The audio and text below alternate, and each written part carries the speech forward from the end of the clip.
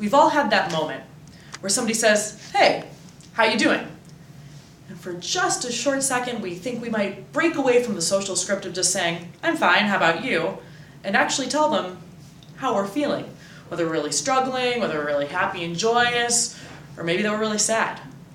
That split second, and then we return back to the social script of just telling them everything's okay.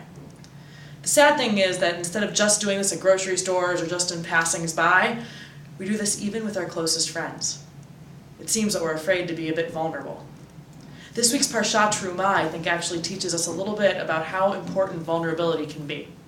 Now, a little bit ago, in one of the previous Parshiot, we read about how the Israelites were giving of their gold and silver to make the golden calf. They were giving of their own stuff, maybe not so willingly, to create this thing that wasn't so good.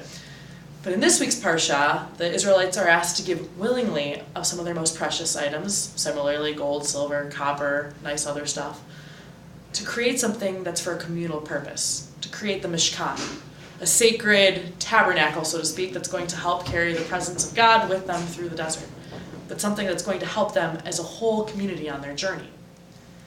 From this, we kind of gain this understanding that there's this importance to sharing a bit of oneself for the sake of the betterment of the community.